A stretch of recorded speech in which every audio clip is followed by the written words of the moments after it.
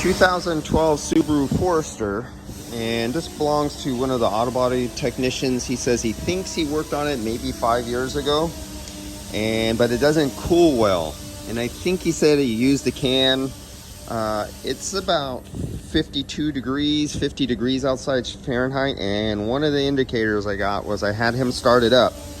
I put my hand on the discharge line, and the discharge line got really hot really fast.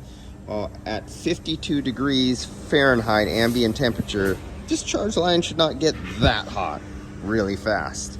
So so what's up with that?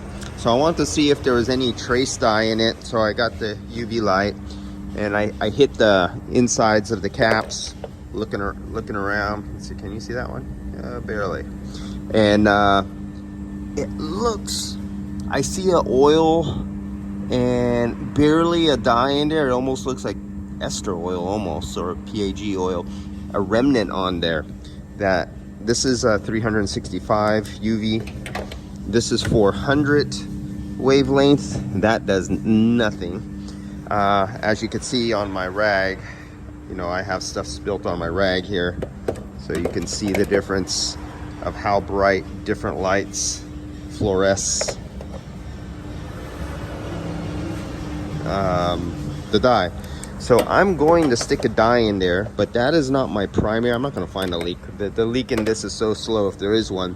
I'm almost wondering if he has excessive air in there because he did a condenser many years ago and he never evacuated right, or he has too much refrigerant because he overdid it. But he said it's been years ago. I don't see burning on the plate, but what I do see, it's a Subaru.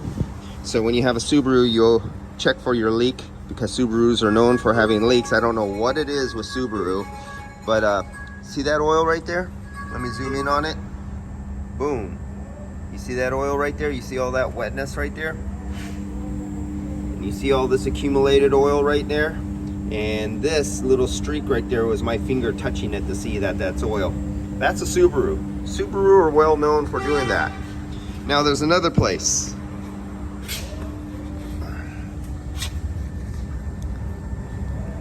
You see that little dark dot right there? That one right there. That's possible.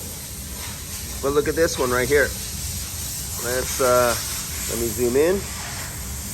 Do you see that nice shine right there of oil at the bottom of that? Well, that's where your receiver dryer is. That's where your desiccant. And that's the O-ring right there at the bottom of the receiver dryer on your condenser. That's another possible area right there. Now he keeps this is a 2012. This thing is immaculately clean. And this is what I think his wife and kids drive. And so he keeps this thing in really, really good condition. So I'm going to add dye in there, but I'm going to get my refrigerant analyzer because I suspect something. I'm going to do a recovery. He's going to change this O-ring, maybe not that O-ring right now. But I want to find out if there's a high air content mixed in with the refrigerant, because he did it many years ago after a repair, I think. And my other one, when I recover refrigerant, am I going to weigh more refrigerant in the system than belongs in this system? And is that the reason why I have this high discharge temperature? Or is there excess of air and I have high discharge air, temperature on this discharge line on a cold day?